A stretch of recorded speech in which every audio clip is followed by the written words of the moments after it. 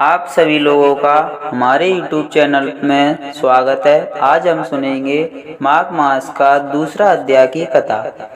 राजा के ऐसे वचन सुनकर तपस्वी कहने लगा कि हे राजन, भगवान सूर्य बहुत शीघ्र उदय होने वाले हैं, इसीलिए यह समय हमारे लिए स्नान का है, कथा का नहीं। सो आप स्नान करके अपने घर को जाओ और अपने गुरु श्री वशिष्ठ जी से इस महात्मा को सुनो।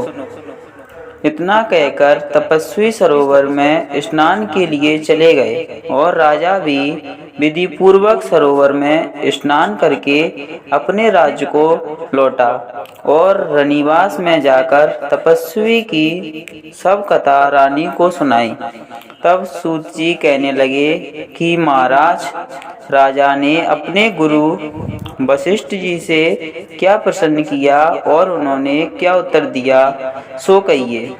व्यास जी कहने लगे, हे सूत जी, राजा दिलीप ने रात्रि को सुख से सोकर प्रातः समय ही अपने गुरु वशिष्ठ जी के पास जाकर उनके चरणों को छूकर प्रणाम करके तपस्वी के बात बताते हुए प्रसन्न को अति नम्रता से पूछा कि गुरुजी, आपने आचार, दंड, नीति, राज्य, धर्म तथा चारों वाणों के चारों आश्रमों की क्रियाओं को, दान और उनके विधान, यज्ञ और उनकी विधियां, व्रत उनकी प्रतिष्ठा तथा भगवान विष्णु की आराधना अनेक प्रकार के तथा विस्तार पूर्वक मुझको बतलाइए।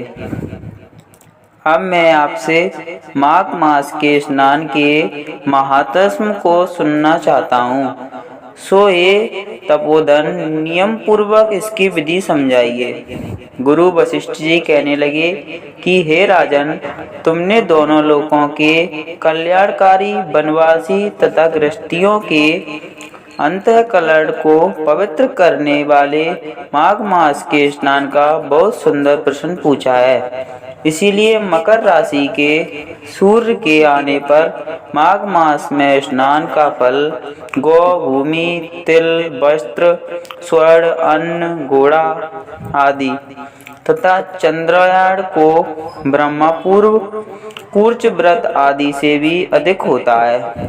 वैशाख तथा कार्तिक में जप, दान, तप और यज्ञ बहुत फल देने वाले हैं, परंतु माघ मास में इतना फल बहुत ही अधिक होता है। माघ में स्नान करने वाला पुरुष राजा और मुक्ति के मार्ग को जानने वाला होता है।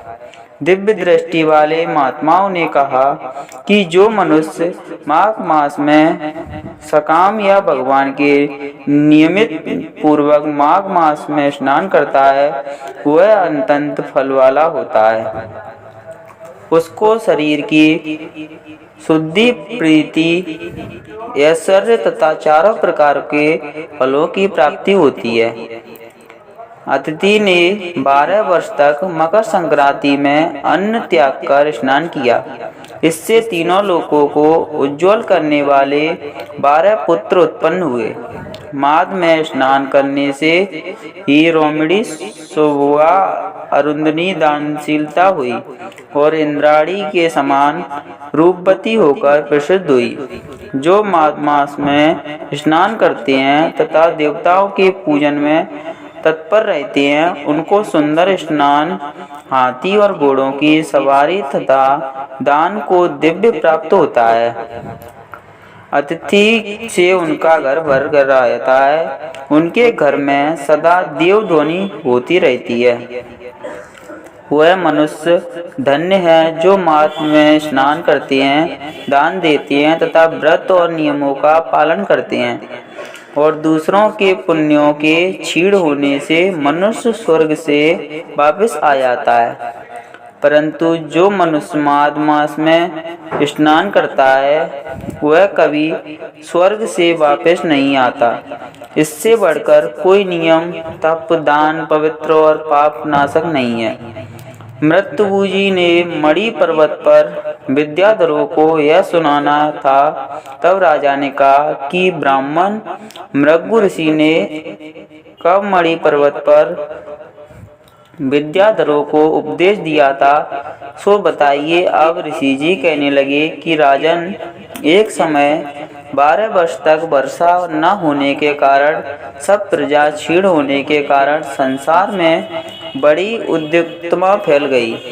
हिमाचल और विंध्याचल पर्वत के मध्य का ये देश निर्जन होने के कारण श्राद्ध, तप तथा स्वाध्याय सब कुछ छूट गया। सारा लोग विपत्तियों में फंसकर प्रजाहीन हो गया। सारा भूमंडल फल और अन्न से रहित हो गया।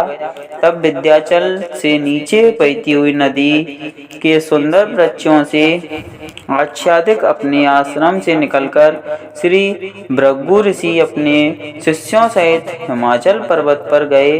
इस पर्वत की चोटी नीली और नीचे का हिस्सा सुनहरी होने के कारण पर्वत पीतांबरधारी श्री भगवान के सदृश लगता था। पर्वत के बीच का भाग नीला और बीच बीच में कहीं कहीं सफेद स्फटिक होने से तारों से युक्त आकाश जैसी शोभा को प्राप्त होता था। रात्रि के समय वह पर्वत दीपकों की तरह चमकती हुई दिव्य वस्तुओं से पूरित किसी महल की शोभा को प्राप्त होता था। वह पर्वत शिखाओं पर बांसुरी बजाती हुई और सुंदर गीत गाती हुई किन्नरियों तथा केले के पत्तों की पताकाओं से अत्यंत शोभा को प्राप्त हो रहा था। यह पर्वत नीलम, अन्ना, पुखराज तथा इसकी चोटी से निकली हुई रंग बिरंगी किरणों से इंद्रधनुष के समान प्रतीत होता था। स्वर्ण आदि सब धातुओं से तथा चमकते हुए रत्नों से चारों ओर फैली हुई अग्नि ज्वाला के समान शोभामान था। इसकी कंदराओं में काम पीड़ित विद्याधरी अपने पतियों के साथ आकर रमण करती है और गुफाओं में ऐसे ऋषि मुनि जिन्होंने संसार में सब क्लेशों को जीत लिया है, रात दिन ब्रह्मा का ध्यान करते हैं और कई एक हाथ में रुद्राक्ष की माला लिए हुए, कई शिव की आराधना में लगे हुए हैं। पर्वत के नीचे भागों में जंगली हाथी अपने बच्चे के साथ खेल रहे हैं तथा कस्तूरी वाले रंग बिरंगे मृगों के झुंड इधर उधर भाग रहे हैं। यह पर्वत सदा राजहंस तथा मोरों से भरा रहता है, इसी कारण इसको हेमकुंड कहते हैं। यहाँ पर सदैव ही देवता, गुमाक और अप्सरा निवास करते हैं। हम सभी आशा करते हैं आपको हमारी ये कथा अच्छी लगी हो तो लाइक, कमेंट, सब्सक्राइब चैनल को जरूर कर दें।